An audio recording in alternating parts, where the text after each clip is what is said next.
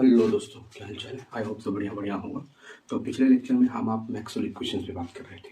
Maxwell equations था क्या, समझिए। आपने कहा था कि पहला जो मैक्सवेल का इक्वेशन था वो क्या था, divergence of D is equal to rho. दूसरा आपका था divergence of B is equal to 0। और तीसरा आपका था curl of E is equal to minus del B upon del T. और चौथा आपका था curl of H is equal to J plus del D upon del T. ठीक है, ये चार जनरल मैक्सवेल के इक्वेशंस थे। फिर हमने क्या किया था, अलग अलग मीडियम्स के लिए आपने मैक्सवेल के इक्वेशंस फाइंड किए, like a phase space, like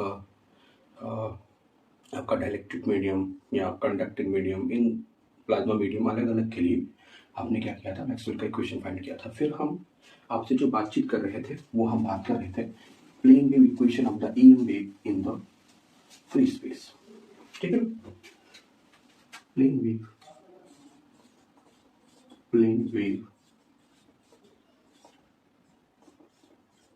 equation of EM wave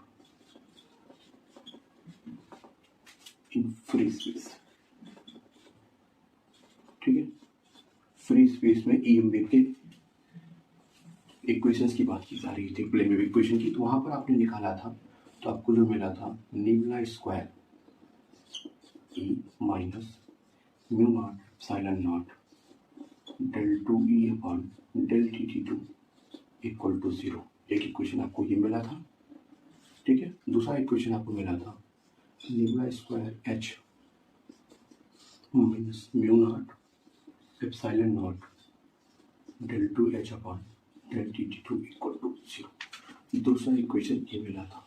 ठीक है, इन दोनों इक्वेशंस की हेल्प से हमने कहा था कि ये दोनों इक्वेशंस आपके प्लेन प्रोग्रेसिव वेव के सिमिलर है। ठीक है ना, तो इसका मतलब आपने जो वेलोसिटी निकाली थी, आपने जो EM वेव की वेलोसिटी आई थी वो c के बराबर आई थी। ठीक है ना, जब आपने सॉल्व किया था यहाँ पे, तो EM वेव की जो वेलोसिटी आई थी वो c आई थी। ये जो स्पीड हम कहते हैं कि EM वेव आपकी जो होती है स्पीड ऑफ लाइट से ट्रेवल करती है, पहला। दूसरा नेचर आपको बताया गया था, आपने देखा कि k डॉट E और k डॉट H दोनों की वैल्यू 0 हो रही थी। इसका मतलब प्रोपगेशन कांस्टेंट और इलेक्ट्रिक फील्ड एक दूसरे पे परपेंडिकुलर थे। प्रोपगेशन कांस्टेंट और आपका मैग्नेटिक फील्ड ये दोनों परपेंडिकुलर है। इसका मतलब क्या होगा कि k परपेंडिकुलर होगा E पर और सब परपेंडिकुलर किस पे होंगे, H पर। मतलब तीनों आपके म्यूचुअली परपेंडिकुलर होंगे। इसलिए आपने EM वेव का जो नेचर पढ़ा था, हमने कहा था कि EM वेव का जो नेचर होता है भैया वो ट्रांसवर्स होता है। ठीक है, EM वेव्स आपकी किस नेचर की होती है, ट्रांसवर्स नेचर की होती है। तो अब वहीं से आगे चलते हैं। ये इतना हम पिछले लेक्चर में आपसे बातचीत कर चुके थे, इतनी बातचीत हमारी आपकी हो चुकी थी। अब वहीं से आगे चलते हैं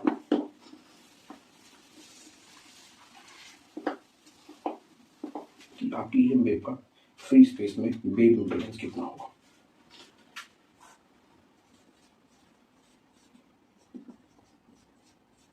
वेव इम्पीडेंस,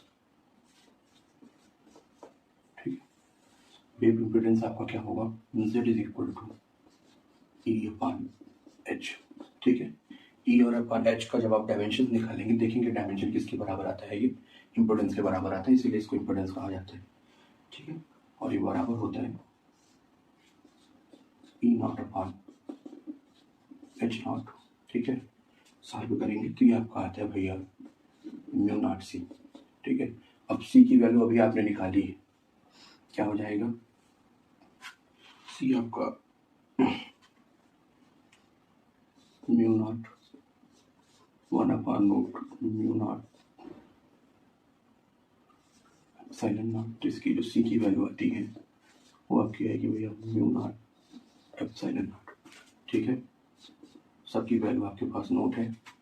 म्यू नॉट की वैल्यू 4 पाई इंटू 10 की power minus 7, epsilon not 8.85 into 10 की पावर माइनस 12। ठीक है, जब सॉल्व करते हैं तो ये आपका आएगा 376.6 ओम। ये बड़ा इंपॉर्टेंट है, ध्यान रखेंगे कि EM वेव का फ्री स्पेस में आपका जो इम्पीडेंस होता है वो इतना होगा। ये बहुत इंपॉर्टेंट आर्टिकल है, मतलब वैल्यू है, ये याद रखेंगे, आर्टिकल ना कह क्या कि वैल्यू याद रखिएगा ये। ठीक है, और ई एम वेव का फ्री स्पेस में पॉइंटिंग वेक्टर कितना होगा? पॉइंटिंग वेक्टर, ठीक है। पॉइंटिंग वेक्टर के डेफिनेशन के अकॉर्डिंग आपने पढ़ा था S is equal to E cross H, यही तो होता है, ठीक है। और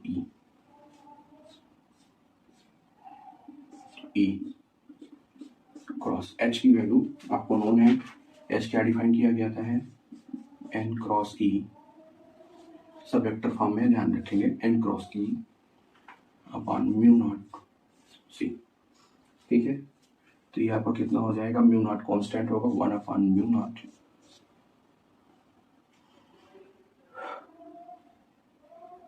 सी, और यहाँ बचेगा कितना? ई क्रॉस एन क्रॉस ई, ठीक है।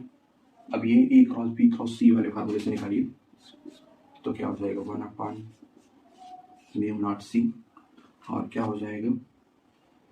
आप फार्मूला लगाएंगे तो ये आपका क्या हो जाएगा भैया? E dot E N minus E dot N into E, ठीक है। अब चूंकि ई और एन परपेंडिकुलर है तो डॉट प्रोडक्ट क्या हो जाएगा? ये आपका 0 हो जाएगा, तो यहाँ बचेगा कितना? 1 अपॉन म्यू नॉट सी, ये आपका हो गया कितना भैया? ई स्क्वायर एन, ठीक। तो ये आपका जो वैल्यू आ जाएगा, जो आपका यस जो आएगा ये क्या हो जाएगा? अब ये क्या होगा? म्यू नॉट सी, म्यू नॉट सी अभी आपने निकाला है ये जेड, तो इसकी वैल्यू रख दीजिए ई स्क्वायर अपॉन जेड है, तो ये यस आ गया आपको, ठीक है। ये आपका पॉइंटिंग वेक्टर हो जाएगा आपकी ई एम वेव का फ्री स्पेस में। अगर आपको याद रखना है ये याद रखिएगा थोड़ा सा, क्योंकि देखिए ये सारी वैल्यूज आपको सीधा सीधा फार्मूले में पूछा जाता है या कभी कभी इस पे बेस्ड न्यूमेरिकल पूछ लिए जाते हैं। तो याद रखिएगा कि अगर आपकी E M wave free space में है तो उसका पॉइंटिंग वेक्टर ये होगा, ठीक है। पॉइंटिंग वेक्टर मतलब इलेक्ट्रोमैग्नेटिक एनर्जी आपकी जो ट्रेवल होती है, तो ये ध्यान रखेंगे ई स्क्वायर अपॉन जेड हो जाएगा, ठीक है। और अगर इसी पे हम बात करें टाइम है, एवरेज कितना होगा पॉइंटिंग वेक्टर आपका?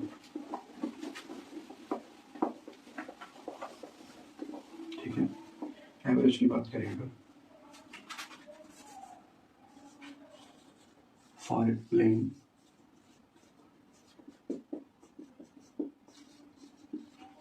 EMP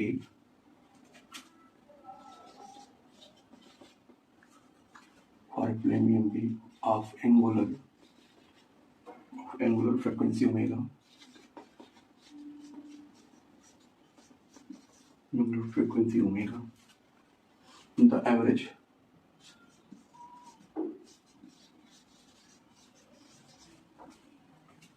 value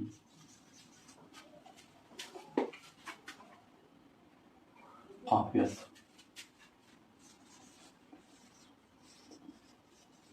over a cycle, ठीक है। अगर एक साइकिल पर, एक पूरी साइकिल में अगर आप निकालना चाहें तो कितनी होगी? अभी आपने निकाला एवरेज ऑफ एस, ये बराबर किसके हो जाएगा? जो कि 1 अपॉन जेड, तो ये कांस्टेंट होगा, तो किसके बराबर होगा? ई स्क्वायर की एवरेज वैल्यू के बराबर होगा, ठीक है। एस एवरेज ऑफ एस ये बराबर होगा 1 अपॉन जेड। अब अगर आपको प्लेन वेव याद हो तो वहाँ पे हमने कहा था ना कि प्लेन प्रोग्रेसिव वेव के जैसा ही होगा, तो उनका जो इक्वेशन आता है वो भी प्लेन प्रोग्रेसिव वेव जैसा होता है, तो वहीं से आप वैल्यू रख दीजिए, तो ये आपको बराबर हो जाएगा ई नॉट ई की power I K R minus I omega T into N आपका हो गया। अब यहाँ पे सिर्फ और सिर्फ रियल टर्म आप लेंगे, सिर्फ रियल टर्म, जब रियल टर्म लेंगे तो रियल में कौन सा टर्म होता है याद हो आपको? ई की पावर आई थीटा में आपको याद हो तो आप पढ़ते थे कॉस थीटा प्लस आई साइन थीटा, ठीक है। तो रियल टर्म में कौन सा टर्म लिया जाएगा? सिर्फ कॉस वाला टर्म लिया जाता है, तो कॉस वाला टर्म लेंगे 1 अपॉन जेड आपका ई नॉट, और इसके स्थान पे कॉस रखा जाएगा, तो कॉस स्क्वायर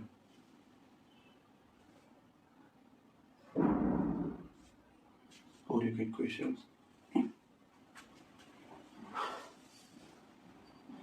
ई नॉट का square cos square omega T minus के आर आंसर वेक्टर है।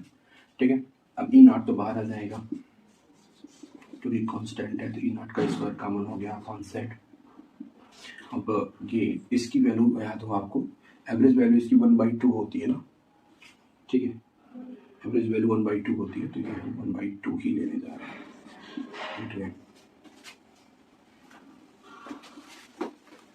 अब डिमाग थ्योरम में आपने सीखा होगा ये आपका हो गया कितना, ई नॉट का स्क्वायर, यहाँ इससे देख लें, यहाँ पर कितना हो जाएगा 1/7 ई नॉट का स्क्वायर अपॉन 2। ये याद है आपको, याद होगा E R M S is equal to क्या होता है ई नॉट अपॉन √2, तो वही वैल्यू ये हो जाएगी 1/z E R M S का स्क्वायर एम। ये अभी क्या हो जाए आपका एवरेज पॉइंटिंग वेक्टर आपका हो गया। ठीक है, पॉइंटिंग वेक्टर आपका क्या हो जाएगा 1/e² हो जाएगा, और अगर एवरेज की बात करेंगे तो ये ई आर एम एस हो जाएगा, याद रखेंगे। ठीक है,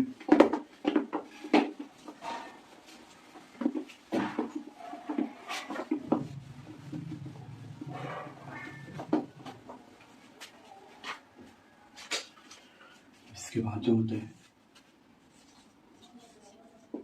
ratio of electrostatic and magnetostatic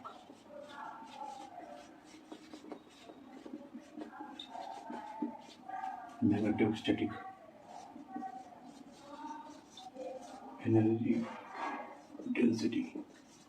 ठीक है, का रेशियो क्या होगा ये भी पूछा जाता है आपसे। ठीक है, कि आपकी ये वेव जब फ्री स्पेस में ट्रेवल कर रही है तो उसकी इलेक्ट्रोस्टैटिक और मैग्नेटिक स्टैटिक एनर्जी की डेंसिटी का रेशियो क्या होगा, तो यूई मतलब energy density of electrostatic, UM मतलब एनर्जी डेंसिटी ऑफ इलेक्ट्रोस्टैटिक, ये किसके बराबर होता है 1/2 एप्सिलॉन नॉट ई स्क्वायर, और ये आपका होता है 1/2 म्यू नॉट एच स्क्वायर। यहाँ से आप निकाल लें, क्या आपका हो जाएगा epsilon not upon mu not, और ये हो जाएगा ई स्क्वायर अपॉन एच स्क्वायर। ठीक है, और ये किसके बराबर होगा, ठीक है, ये भी आपने पढ़ा है, ये बराबर हो जाएगा एप्सिलॉन नॉट एच, ये इम्पिडेंस ही तो है, सॉरी, तो ये आपका बराबर हो जाएगा mu naught epsilon not, cancel हो जाएंगे, तो आपका जो रेशियो आएगा वो 1 आएगा। ध्यान रखेंगे जब आपकी ई वेव फ्री स्पेस में चलती है तो उनकी जो एनर्जी डेंसिटीज होती हैं वो सेम होंगी, मतलब एनर्जी डेंसिटी आप इलेक्ट्रोस्टैटिक एनर्जी डेंसिटी किसके बराबर होती है, मैग्नेटोस्टैटिक एनर्जी डेंसिटी की क्या होती है, बराबर होगा, ये याद रखनी है। ठीक है, ये इतना टर्म आपको पढ़ना है। ठीक है, अगर इनके कंक्लूजन की बात करें, ठीक है, तो ये नोट कर लीजिएगा, पूरी आर्टिकल आपको नहीं पढ़नी, याद हुआ तो याद होगा, ठीक है, नहीं तो हम आपको कंक्लूजन लिखा है कि इसका कंक्लूजन क्या होगा, कंक्लूजन क्या होगा,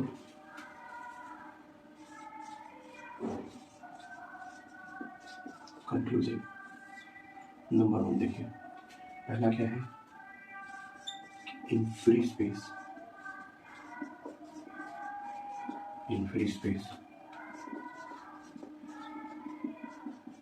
the EM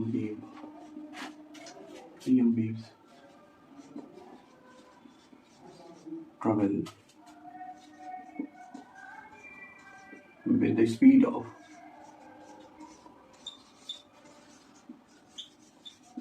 ठीक है, स्पीड ऑफ लाइट से चलेंगी, पहला ध्यान रखेंगे फ्री स्पेस में। दूसरा होगा कि इन फ्री स्पेस में क्या होगा भैया, फ्री स्पेस में आपने कहा है E and H are mutually perpendicular,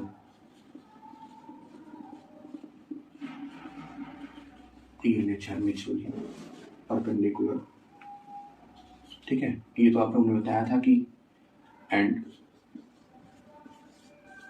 they are also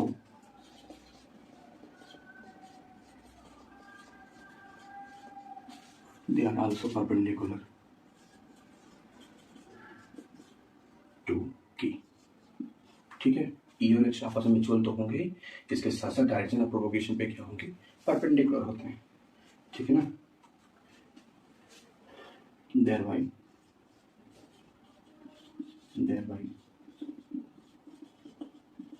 indicating the EM waves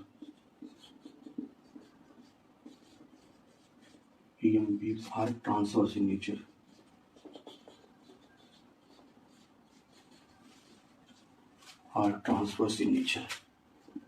ठीक है। EM वेव का नेचर कैसा होगा, ट्रांसवर्स नेचर का होगा, ये भी याद रखें कि E और H आपके परपेंडिकुलर होंगे, K के पे भी परपेंडिकुलर होगा, इसलिए आपकी EM वेव का जो नेचर होगा वो कैसा होगा, ट्रांसवर्स होगा, ठीक है। अब तीसरा देखिए, जो कि अभी आपने निकाला है ना कि इलेक्ट्रोस्टैटिक एनर्जी डेंसिटी बराबर होगी मैग्नेटोस्टैटिक एनर्जी डेंसिटी। इसका मतलब क्या होगा कि E और H जो होंगे वो सेम फेज में होंगे, E and H are in same phase, ठीक है, ध्यान रखेंगे, आर इन सेम फेज। चौथा,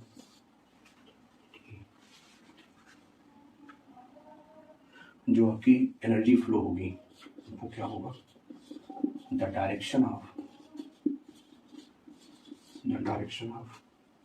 flow of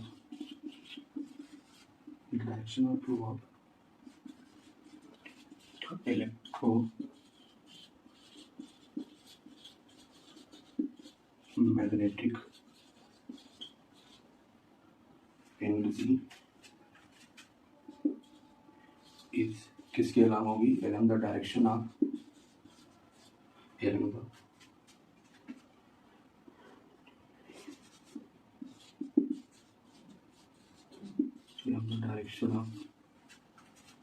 wave propagation,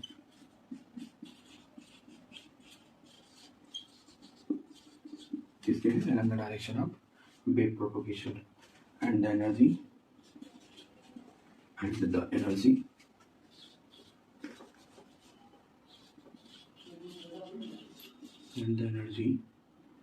flow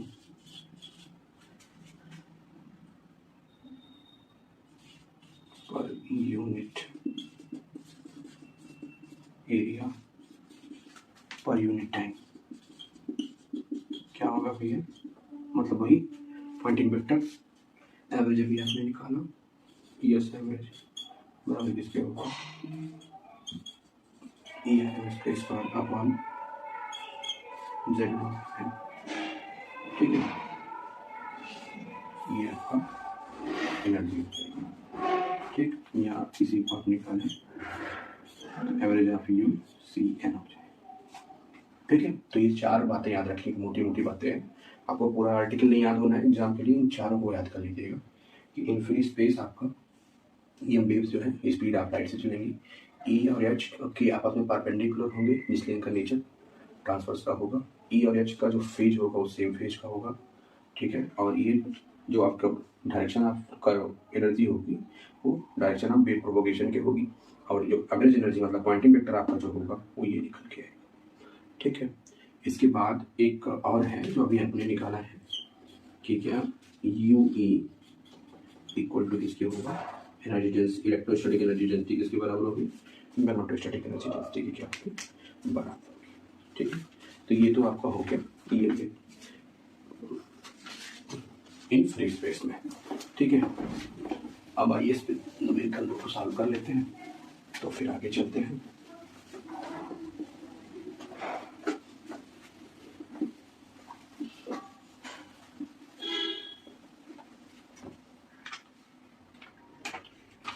problem है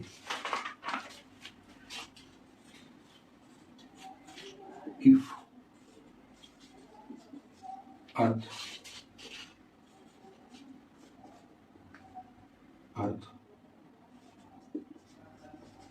receives 2 calorie per centimeter equal to 2 calorie per minute centimeter square solar energy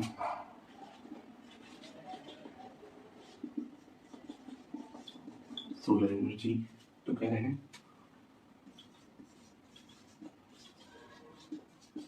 what are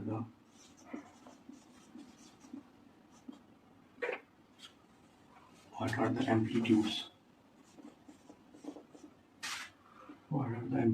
of electric and magnetic fields। ठीक है, कह रहे हैं कि if Earth receives 2 calorie per minute per centimeter square solar energy, तो what are the amplitudes of electric and magnetic energy। ठीक है, तो गिवन क्या दिया है भैया, एस कितना दिया है, 2 कैलोरी पर मिनट पर सेंटीमीटर। ठीक है, इसी को आपको पहले जूल में बदल लीजिए, जूल में कैसे से बदलेंगे, 4.2 इंटू 10⁴ अपॉन 60 से आप डिवाइड कर दीजिए। ठीक है, तो इसकी वैल्यू कितनी हो जाएगी, 4000 जूल होगी।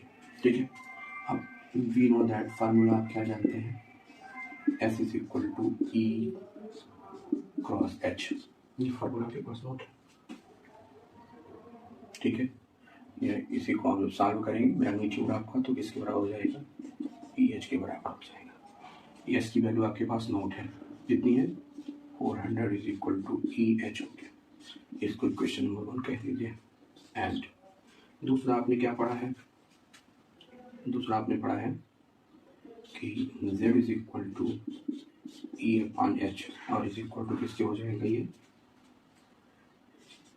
म्यू नॉट एप्सिलॉन नॉट, और इसकी वैल्यू आपने निकाली है, हमने कहा याद रखिएगा कितनी है, 376.6 ओम।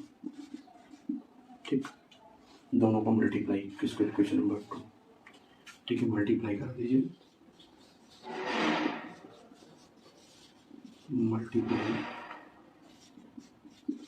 Equation number 1 and 2, we get क्या मिलेगा आपको, ये मिलेगा ई स्क्वायर, एच से एच कैंसिल हो जाएगा तो बचेगा कितना,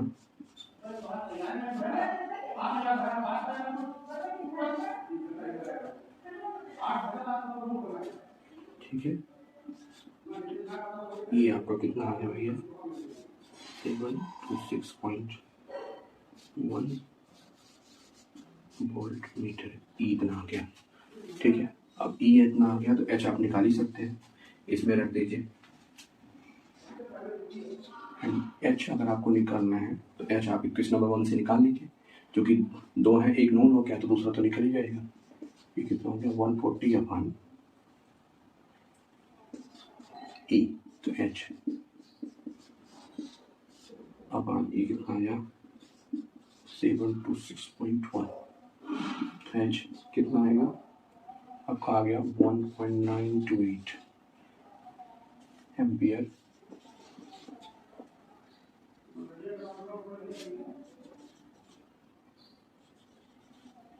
टर्न मीटर। अब देखिए, आपसे पूछ क्या रहे हैं कि आप एम्पलीट्यूड बता दो, तो एम्पलीट्यूड ई आपको पता हो गया, तो अब एम्पलीट्यूड निकाल दीजिए। Therefore एम्पलीट्यूड्स क्या हो जाएंगे, ई नॉट, ये बराबर होगा ई अपॉन √2 के। ठीक है, ई टू √2 होगा, क्योंकि E is equal to √2 upon E naught upon √2 होता है, तो ई इज इक्वल टू इतना होगा। ई कितना पाए हैं आप, 726.1 मल्टीप्लाई 1.414। ठीक है भैया, तो ई नॉट की जो वैल्यू आएगी आपकी कितनी हो जाएगी, 1027। ठीक है, ऐसे ही अगर आपको निकालना एच है तो एच नॉट भी आप निकाल लीजिए, एच इंटू √2, जब ये वैल्यू आएगी वो आपकी क्या हो जाएगी, एम्पलीट्यूड ऑफ द EMB हो जाएगा। ठीक, और प्रॉब्लम देखिए, इसमें ऐसी ही प्रॉब्लम पूछी जाएंगी सीधा सीधा। ठीक है, आपको एस गिवन होगा और आपसे कहेंगे आप एच बता दीजिए या ई बता दीजिए या इसका एम्पलीट्यूड बता दीजिए।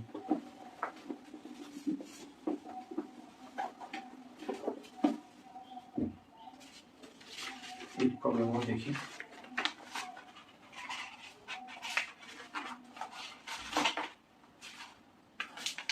कहते हैं कि assume that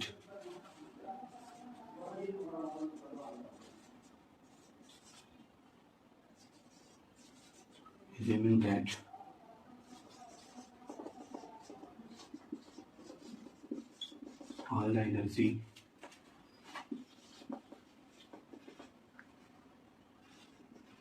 from 1000-watt lamp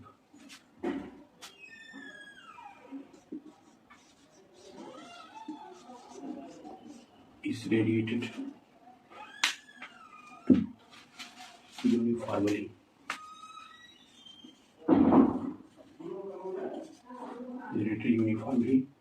तो क्या कह रहे हैं,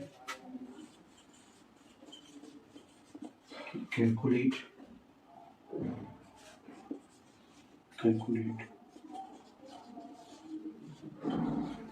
the average values of intensities of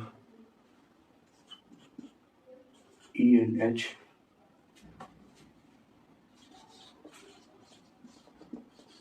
of radiation at a distance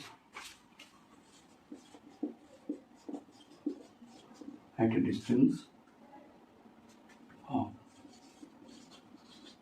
2 meters from the lamp। ठीक है, लैम्प से कह रहा है कि एक कोई 1000 वाट का बल्ब है, वो यूनिफॉर्म एनर्जी को रेडिएट कर रहा है। तो आपसे कह रहे हैं ई और एच की इंटेंसिटीज की एवरेज वैल्यू बता दीजिए लैम्प से 2 मीटर की डिस्टेंस पे। तो देखिए, अब यहाँ पर क्या करेंगे, हम मान ले रहे हैं कि हमारा जो लैम्प है, जो लैम्प की बात कर रहे हो, हम कहते हैं कि वो आपका lamp as a point source अगर हमने मान लिया, ठीक है, अगर लैम्प को हम पॉइंट सोर्स मान रहे हैं तो द टोटल फ्लक्स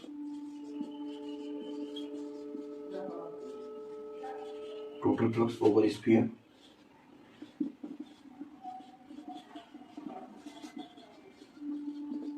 कब, जब अपने लैम्प को एज अ पॉइंट सोर्स माना, तब हम कहने जा रहे हैं राउंड द लैम्प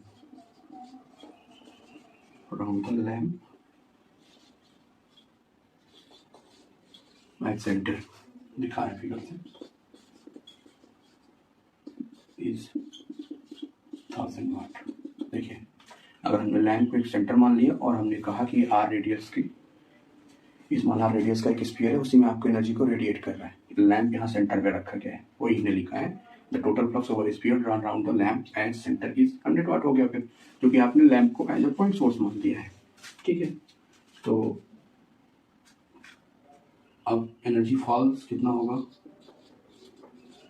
अभी आप कह रहे हो कि यूनिफॉर्मली रोटेट आपका रेडिएट करें ना, this energy falls on area, क्योंकि स्फीयर पे है, ऑन एरिया 4πr²।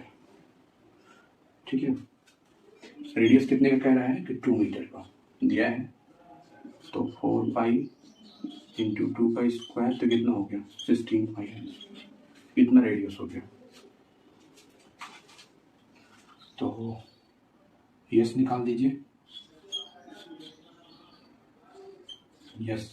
यस क्या होगा, energy per unit area per unit time. तो 1000 वाट की एनर्जी है, एरिया कितना है 16πr², ये आपका एस हो गया। अब आपके पास फार्मूला पता है क्या, वी नो दैट, ऐसे वही कहानी, एस इज इक्वल टू क्या है, ई एच मॉड आएगा, मॉड की वैल्यू ई क्रॉस एच, तो ये आपका ई एच हो गया। ठीक है, ये आपका गिवन है कितना 100/16πr²,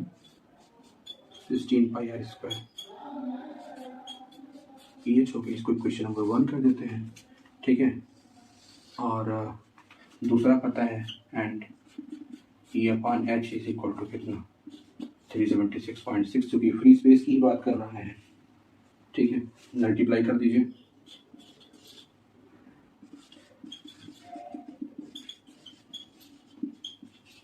multiply equation number 1 and 2, तो आपका कितना हो जाएगा,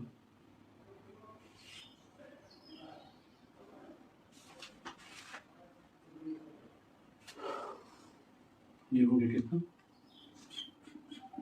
ई स्क्वायर, और ये कितना हो गया ई स्क्वायर आया, तो ये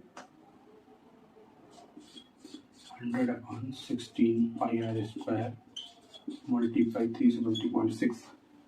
तो ई की जो वैल्यू आएगी आप निकालेंगे, ये आएगा 48.87 पर मीटर। ठीक है, और ऐसे ही आप एच निकाल लेंगे। एच कैसे निकल जाएगा आपको नोन ही है कि इतना आया है,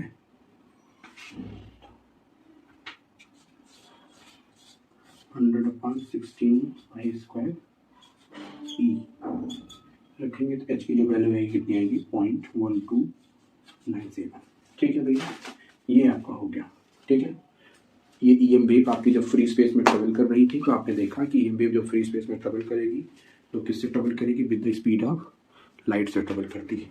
ठीक है, with the speed of light से ट्रेवल करेगी। ई और एच आपके क्या होंगे, ई और एच आपके परपेंडिकुलर होंगे डायरेक्शन ऑफ प्रोवोकेशन पे। ठीक है, फिर आपने बताया कि ई और एच आपके डायरेक्शन ऑफ प्रोवोकेशन में परपेंडिकुलर होंगे। तो फिर इसके बाद इसका नेचर कैसा होगा, ट्रांसवर्स नेचर का होगा। फिर आपने कहा कि इलेक्ट्रॉन एनर्जी डेंसिटी आपकी किसके बराबर होगी, मैग्नेटोस्टैटिक एनर्जी डेंसिटी के बराबर होगी। और इसके बाद फिर आगे की बात की गई, तो आपने कहा कि जो है फेज आपका सेम होगा। तो ये इतनी बातें आप याद रखेंगे कि जब आपकी ईएम वेव आपके फ्री स्पेस में ट्रेवल कर रही हो तो इतनी बातें आपको याद रखनी होगी। ठीक है, अब हम पढ़ने जा रहे हैं कि जब ईएम वेव हमारी किसी आइसोट्रॉपिक डायल अगर जब ट्रेवल कर रही हो तो कैसा मीडियम हो, आइसोट्रॉपिक मीडियम में अगर ट्रेवल करे तो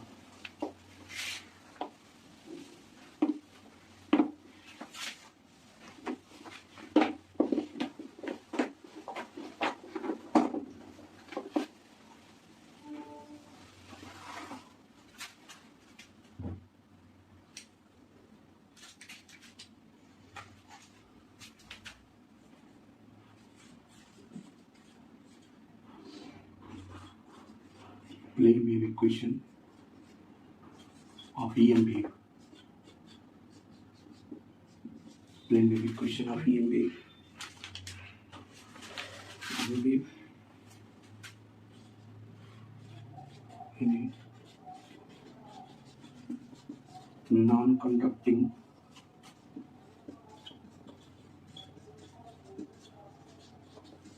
isotropic medium, या इसी को हम कहते हैं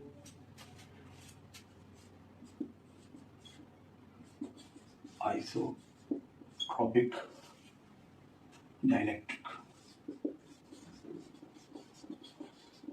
ठीक है, आइसोट्रॉपिक डाइलेक्ट्रिक कहते हैं। तो अब इसमें मैक्सवेल के इक्वेशंस हम बताए हैं, आपको याद होना चाहिए, ये ध्यान रखें। या अगर आपको याद नहीं है तो फिर आप फंस जाएंगे यहाँ पे। ठीक है, तो हर पर्टिकुलर मीडियम के लिए आप ईएम वेव्स के इक्वेशंस को याद रखें। ठीक है, वैसे तो फिर मैं बता दे रहा हूँ यहाँ पे कि जब ईएम वेव्स आइसोट्रॉपिक मीडियम में ट्रेवल करती हैं तो आपका जो मैक्सवेल के इक्वेशंस होते हैं वो divergence of E equal to 0, divergence of H is equal to 0। तीसरा आपका है curl of H, curl of E is equal to आपका हो जाएगा minus mu del H upon del T, और curl of H is equal to आपका हो जाएगा epsilon del H upon del T, नहीं del E upon del T. ये आपके चार मैक्सवेल के इक्वेशंस थे। अब अगर प्लेन में इक्वेशन निकालना होगा तो आप जानते हैं हम करेंगे नहीं यहाँ पर आर्टिकल, उसका क्या करेंगे, आप इसका तीसरे का कर लेंगे और चौथे का कर लेंगे। सॉल्व करते थे तो सॉल्व करने के बाद आपको जो इक्वेशन मिलता था, द प्लेन वेव इक्वेशन, क्या मिलता था प्लेन वेव इक्वेशन आपको जो मिला था, लेमडा स्क्वायर ई माइनस आपका हो जाएगा क्या mu epsilon del two E upon del T two is equal to 0। ये इक्वेशन 1 हो गया। और nabla square H minus mu epsilon del two H upon del T two equal to 0। ये equation number 2 हो गया। देखिए ये भी आपके किसके जैसे दिख रहे हैं, सिमिलर ही आपके प्लेन प्रोग्रेसिव वेव की इक्वेशन जैसा दिख रहा है। ठीक है, तो इसका मतलब आपका वेलोसिटी क्या हो जाएगी, वेलोसिटी v आपकी हो जाएगी 1 अपॉन म्यू एप्सिलॉन। ठीक है, और म्यू और एप्सिलॉन क्या है, ये परमिबिलिटी ऑफ द मीडियम है और ये परमिटिविटी ऑफ द मीडियम है। तो इनको आपने डिफाइन किया था, क्या होता है के एम म्यू नॉट और के ई एप्सिलॉन नॉट। ठीक है, अब म्यू नॉट वी ये आपका बराबर हो जाएगा 1 अपॉन के एम के ई और ये बराबर हो जाएगा 1 upon mu naught epsilon naught. तो आप म्यू नॉट एप्सिलॉन नॉट की वैल्यू आपके पास नोन है, तो भी कितना हो जाएगा सी अपॉन रूट के एम के ई। इसका मतलब जो आपकी ई एम वेव किसी भी मीडियम में ट्रेवल करेगी, आइसोट्रॉपिक मीडियम में ट्रेवल करेगी, उसकी जो स्पीड होगी वो वेलोसिटी ऑफ लाइट से क्या होगी, कम होगी। यहाँ पर के एम और के ई आपके जो है, के एम क्या है, रिलेटिव परमिबिलिटी है ऑफ द मीडियम की, और के ई क्या है, relative permittivity dielectric constant of the medium की है। ठीक है, तो ये याद रखेंगे कि जब आपकी ई एम वेव किसी भी आइसोट्रॉपिक मीडियम में ट्रेवल करती है, ठीक है, आइसोट्रॉपिक मीडियम में ट्रेवल के दौरान उसकी स्पीड जो होती है वो वेलोसिटी ऑफ स्पीड से क्या होगी, कम होगी। ये ध्यान रखेंगे। ठीक है, नेचर तो आपको पता ही है, नेचर वही होगा ट्रांसवर्स, ट्रांसवर्स ही नेचर होगा। क्यों? क्योंकि ई परपेंडिकुलर के परपेंडिकुलर एच तीनों परपेंडिकुलर होंगे, तो नेचर कैसा होगा, ट्रांसवर्स का होगा। ठीक है, अब इम्पीडेंस कितना आएगा,